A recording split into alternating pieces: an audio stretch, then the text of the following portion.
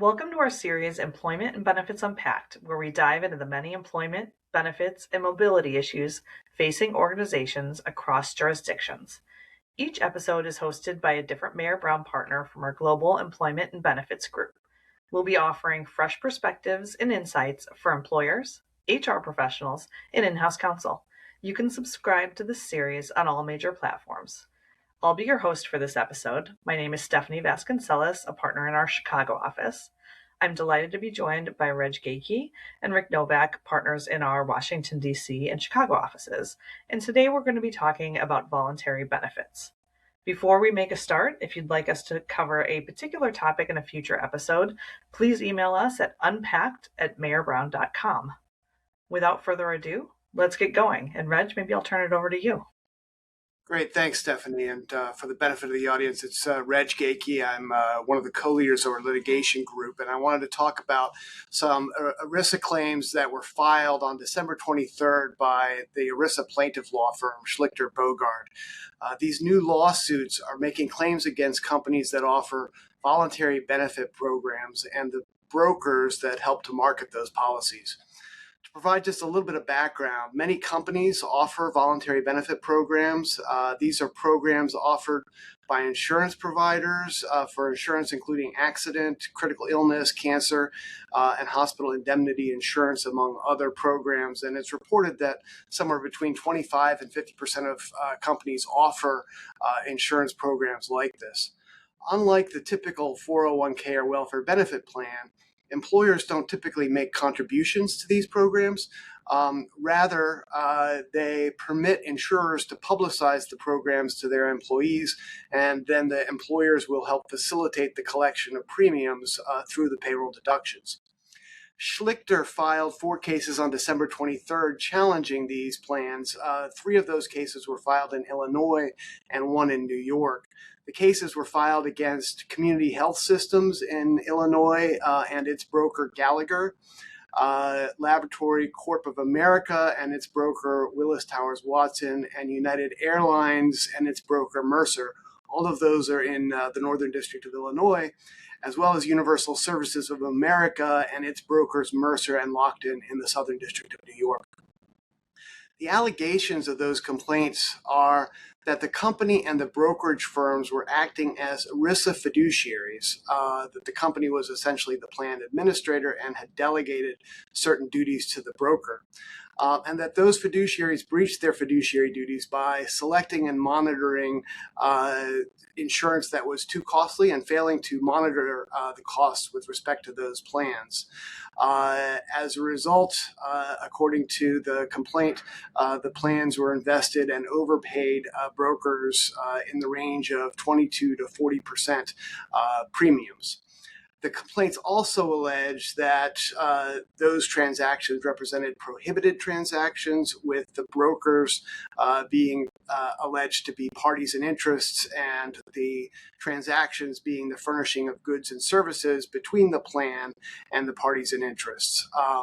And for good measure, the complaint also alleges the knowing participation in the breach of fiduciary duty in the event that the court finds, for example, the brokers are not fiduciaries.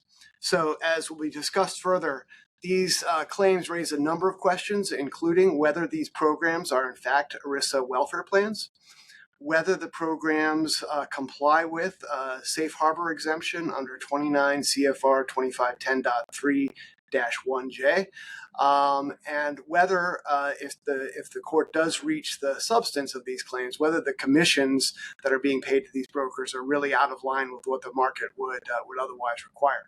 And so to discuss that further, I will turn it back over to Stephanie. Thanks.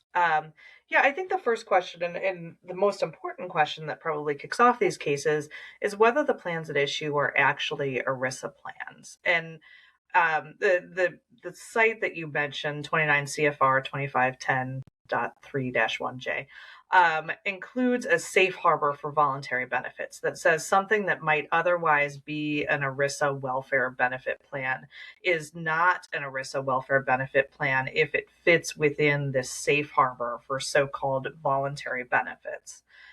In order to fit within that safe harbor, a plan or a program has to meet 4 conditions. Some of these are fairly straightforward when you think about applying them to voluntary benefits, and some are less so. The first is that no contributions are made by the employer. That's pretty easy. These are programs that normally contributions aren't made by the employer, like critical illness and accident benefits. Unlike medical, maybe dental, vision, you don't normally see a portion of the premiums paid by an employer. The second is that participation in the plan or program must be totally voluntary for the employees. Again, I think that condition is normally pretty straightforward to satisfy. I'm going to jump to the fourth one because this is another one that's a little more straightforward. The employer can't receive any consideration in the form of cash or anything else other than reasonable compensation for administrative services that it renders in connection with payroll deductions or something like that. So in other words, they're not getting paid to publicize or to offer this program to their employees. That's usually not an issue. The one component that I think we see that is an issue in this case and is the most complicated component of the safe harbor to satisfy are that the employer has to have pretty limited functions with respect to the plan. And the safe harbor specifically says that the functions of the employer should be limited to, without endorsing the program, permitting the insurer to publicize the program to employees, collecting premiums through payroll deductions or dues checkoffs, and remitting those premiums to the insurer. Now, case law has expanded some of these a little bit. It says employers can do things like maintain a register of who's in the plan. They might provide information in other ways, but there are a lot of questions with respect to voluntary plans about, what does it mean to permit the insurer to publicize the program? Can you put the materials in with your open enrollment materials? What happens if, your name is on the same brochure when you're passing it out to people? I think there's a lot of questions about, under the voluntary plan safe harbor, to what extent does an employer endorse a program, and does that actually pull the program out of the voluntary plan safe harbor? Rick, I can see that you have thoughts here. I think you want to jump in. No, thanks, Stephanie. And so everyone knows my name is Rick Nowak. I'm one of the co-chairs of the ERISA litigation practice in Chicago. These cases raise all sorts of unique issues, and it's sort of par for the course for Schlichter-Bogart and some of the other ERISA class actions we've seen as of late, which are using litigation as a way to try to amend the fiduciary responsibilities under ERISA and sort of expand the obligations of both employers as well as their service providers. And this sort of follows on some other recent cases we've seen taking that similar approach. As Stephanie mentioned, talking through the safe harbor, that safe harbor regulation was finalized back in 1975, so 50 years ago. And so the world we live in today is very different than the one we lived in 1975 with the way plans are run and operated. And that's why, as Stephanie mentioned, what's written actually in the safe harbor was on what was the status then, which is everything's hard copy paper, everything's by mail, whereas now we live in an electronic world. I think as we take a step back and look at these cases, one of the things to think about is we actually have to look at, again, ERISA Section 3, subsection 1, which defines what an employee welfare benefit plan is. Because the cases focus on the safe harbor, but there needs to be an ERISA plan in the first place. And so the safe harbor is meant to say, as Stephanie mentioned, certain types of group insurance programs are not employee welfare benefit plans, but that doesn't mean that every program that doesn't qualify for the safe harbor is an ERISA plan. And so part of this litigation is going to actually be focused on a section of ERISA, again, the definition of employee welfare benefit plan, that we normally don't think about in ERISA class actions because it's often not an issue. But here it raises lots of unique questions because the plaintiffs are going to want to argue that you as a plan sponsor, employer, or the brokers have the burden of proof to show the safe harbor applies. But they're the ones seeking to invoke federal jurisdiction over these cases by saying ERISA applies, which would suggest they need to establish through their allegations that there is an ERISA plan at issue under ERISA Section 3. And so it raises lots of unique sort of pleading questions that are going to have to be dealt with in these cases. The other thing about these is the safe harbor itself. It really suggests if you want to qualify for the safe harbor, you as an employer need to take a very hands-off approach. You can't put your thumb on the scale with respect to negotiating the voluntary benefit programs. You can't be making contributions. It has to be entirely voluntary, and you can't be receiving consideration.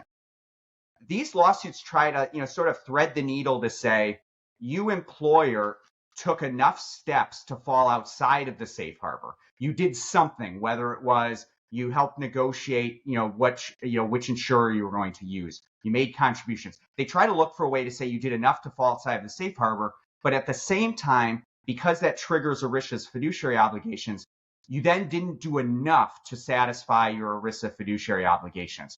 And so they're trying to go through that line. And so it raises lots of questions, particularly for employers who their goal was to qualify for the safe harbor.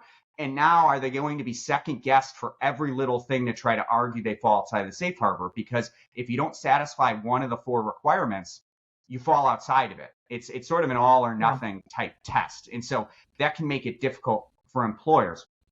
And so actually turning it to you, Reg, for a second, as we look through these cases, we do anticipate there are going to be motions to dismiss that will be filed, certainly, because these raise lots of unique issues. But interested in your perspective as you've sort of looked at these cases, what are some of the arguments you think will be made, and how should we be thinking about those? Yeah, thanks, Rick. If you look at the case law that has been developed over time in this space, it has typically been insurance carriers defending against claims under state law, seeking to invoke the protection of ERISA and the preemption of ERISA. And the arguments that they were making there are going to be turned on their head here. In those instances, there is a particular willingness of the courts to make sure that they have federal jurisdiction or whether they need to remand, and therefore to look at, beyond the scope of the pleadings themselves, whether all the requirements of the safe harbor have been met. The question here is going to be, will the court pierce through what are really very superficial allegations? This is an ERISA plan. There's really no allegations around any of the 4 elements that Stephanie just laid out with respect to whether or not the safe harbor applies, or even many of the elements with respect to whether there's a welfare plan. And so a court should, to your point, Rick, force the plaintiffs to allege sufficient facts to ensure that there is, in fact, subject matter jurisdiction here. And if they have failed to plead those facts, that should be sufficient for the court to kick them out. And I think that is where the plaintiffs are going to meet some difficulties, because it is not clear that they're going to be able to meet those standards, or that they have the facts to get there. So I think that's going to be the first and most challenging hurdle. And the question will be where the court ultimately puts the burden of proof on that. But I do think, for the reason you stated, subject matter jurisdiction, the burden should be on the plaintiffs to show it. The one thing I'll add on there, so there's sort of these threshold questions, which is, does ERISA apply? And if so, are fiduciary obligations triggered? And then who are the fiduciaries? So as you mentioned, discussing the cases, Reg, they're actually targeting the plan sponsors and sort of the plan administrators who, are the typical targets in ERISA class actions, but they're targeting the brokers here as well, and trying to argue that they're acting in a fiduciary capacity because they have discretionary authority with respect to the assets in the plan. I fully expect there will be a lot of briefing on motions to dismiss over those sorts of allegations, because they're pretty cursory in the complaints themselves. The other thing about this whole, as we think through this whole argument, it really goes to, how are they framing these claims? Because again, they want to argue there are these fiduciary obligations in place, and then therefore, once they're triggered, you then breached your fiduciary duties with respect to the administering of these programs. And so I think you're going to see, as you see the briefing of these cases, sort of you have these threshold arguments, should this be in court at all? And then you get to the more traditional 12b6 type arguments to say you failed to state a claim. The other thing I'll mention about that, I think when you think of these cases, there's precedent to some of the claims Jerry Schlichter is bringing, not in the sense of challenging voluntary benefit programs, but in terms of challenges to indirect compensation.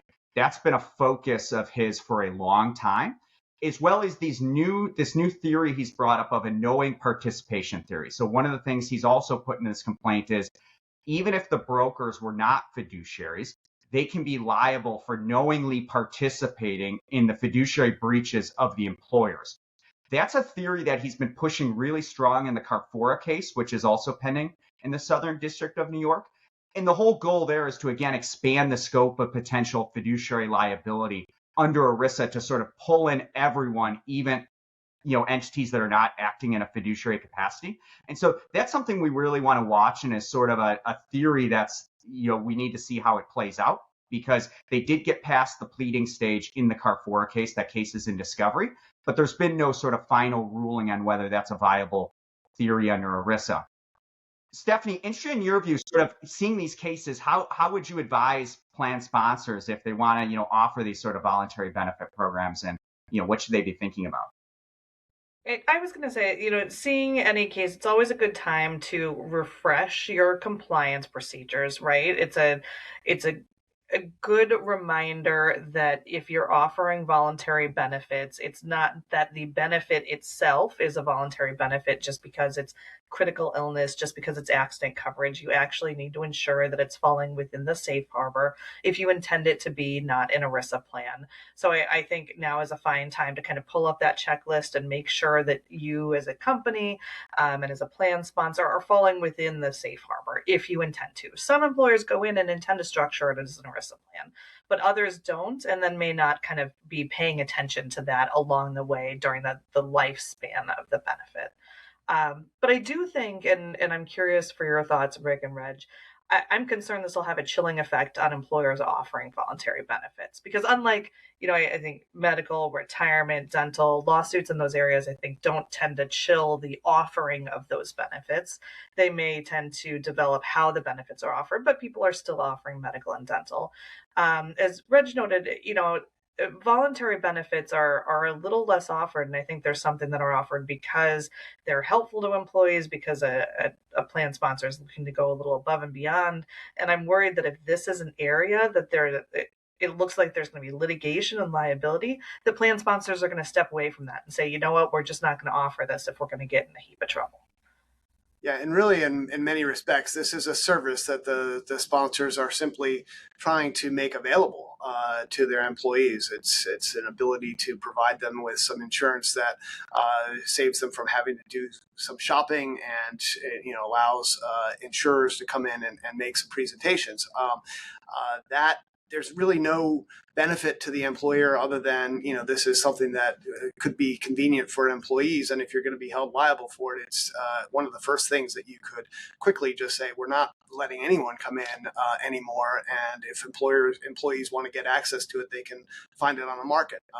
And that would be an unfortunate development. And it is consistent with the kinds of things that we've seen from, the Schlichter firm over time, right? They have pushed the envelope on these issues, and it puts a lot of pressure on employers who are offering these benefit programs to really consider how much they want to continue to offer them, and how they apply. So I think these in particular, since they are not offered by many plans and many companies, may be the first to fall if they are subject to significant litigation.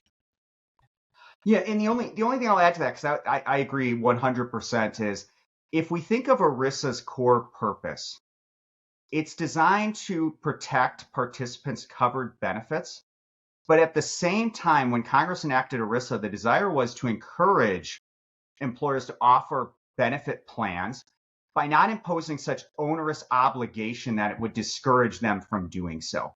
And so with respect to these sort of voluntary benefit programs, if the plaintiffs get their way and they sort of want to establish these heightened fiduciary obligations with respect to these programs, as Stephanie, you mentioned, I think the reality is going to be you're going to see employers not offer them because they don't have to offer them. And if they're going to have such an administrative burden, a potential significant, potential liability on a retroactive basis, you'd really have to question, do I want to go down that road and actually, stir that up, or should I just not offer it and let employees, go on the private marketplace and try to, get this insurance themselves? Well, Rick and Reg, I think that's a good note on which to end the episode. Thank you both so much for joining me today to shed some light on the challenges that really apply to voluntary benefits in this new kind of litigation landscape. For our viewers and listeners, there are more episodes to come. Please check out our Employment and Benefits Unpacked page on the Mayer Brown website or on any of your preferred streaming platforms. If you'd like to discuss any of the issues we have covered today, please get in touch. And if you have any suggestions for our future episodes, as mentioned, please send them to unpacked@mayerbrown.com. Until next time, thank you for joining us.